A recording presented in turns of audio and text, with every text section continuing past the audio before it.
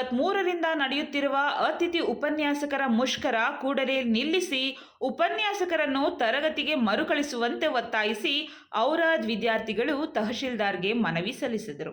ಅತಿಥಿ ಉಪನ್ಯಾಸಕರ ಮುಷ್ಕರದಿಂದ ಸುಮಾರು 900 ವಿದ್ಯಾರ್ಥಿಗಳಿಗೆ ಕೇವಲ 8 ಉಪನ್ಯಾಸಕರು ಪಾಠ ಮಾಡುವಂತಾಗಿದೆ.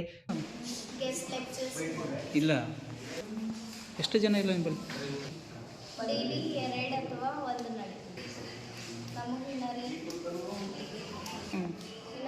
4 ಲೆಕ್ಚರ್ಸ್ ಬೇಕು.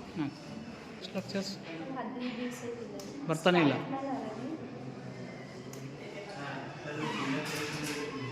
ಬೀದರ್ ಜಿಲ್ಲೆಯ ಔರಾದ್ ತಾಲೂಕಿನ ಸರ್ಕಾರಿ ಪ್ರಥಮ ದರ್ಜೆ ಕಾಲೇಜಿನ ಈ ಸ್ಥಿತಿಯಿಂದ ಕಂಗಾಲಾದ ವಿದ್ಯಾರ್ಥಿಗಳು ರಾಜ್ಯ ಸರ್ಕಾರ ಕೂಡಲೇ ಅತಿಥಿ ಉಪನ್ಯಾಸಕರ ಬೇಡಿಕೆಗಳಿಗೆ ಸ್ಪಂದಿಸಿ ತರಗತಿಗೆ ಕಳಿಸುವಂತೆ ಮನವಿ ಮಾಡಿದ್ದಾರೆ. ವಿದ್ಯಾರ್ಥಿ ಬಂಧುತ್ವ ವೇದಿಕೆಯಿಂದ ತಹಶೀಲ್ದಾರ್ಗೆ ಮನವಿ ಸಲ್ಲಿಸಲಾಯಿತು. ನಂತರ ಮಾತನಾಡಿದ ವಿದ್ಯಾರ್ಥಿಗಳು, ಕಳೆದ 1 ತಿಂಗಳಿಂದ ಕಾಲೇಜಿಗೆ ಬಂದು ಹೋಗುವುದೇ ಆಗಿದೆ. ಯಾವುದೇ ತರಗತಿಗಳು ನಡೆಯುತ್ತಿಲ್ಲ. ಪರೀಕ್ಷೆ ದಿನಾಂಕ ಕೂಡ ಪ್ರಕಟವಾಗಿದ್ದು ಯಾವುದೇ ತಯಾರಿ ನಡೆಸುವುದಕ್ಕೆ ಆಗುತ್ತಿಲ್ಲ.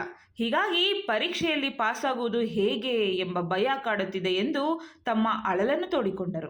ಸರ್ಕಾರ ಈ ಬಗ್ಗೆ ಕೂಡಲೇ ಕ್ರಮ ಕೈಗೊಳ್ಳದಿದ್ದರೆ ಸರ್ಕಾರಿ ಮಹಾವಿದ್ಯಾನಿಲಯಕ್ಕೆ ಬರುವ ಬಡ ವಿದ್ಯಾರ್ಥಿಗಳ ಭವಿಷ್ಯ ಹಾಳಾಗುವುದು ಎಂದು ಹೇಳಿದರು. ವಿದ್ಯಾರ್ಥಿ ಬಂಧುತ್ವ ವೇದಿಕೆ ಅಧ್ಯಕ್ಷ ಮಾತನಾಡಿ, ರಾಜ್ಯ ಸರ್ಕಾರ ಕೂಡಲೇ ಯಾವುದೇ ಕ್ರಮ ಕೈಗೊಳ್ಳದಿದ್ದರೆ ರಾಜ್ಯಾದ್ಯಂತ ವಿದ್ಯಾರ್ಥಿ ಬಂಧುತ್ವ ವೇದಿಕೆಯಿಂದ ಉಗ್ರ ಹೋರಾಟ ನಡೆಯಲಾಗುವುದು ಎಂದರು. ಚಂದ್ರಯ್ಯ ಸ್ವಾಮಿ, ಸಿಟಿವಿ ನ್ಯೂಸ್, ಬೀದರ್.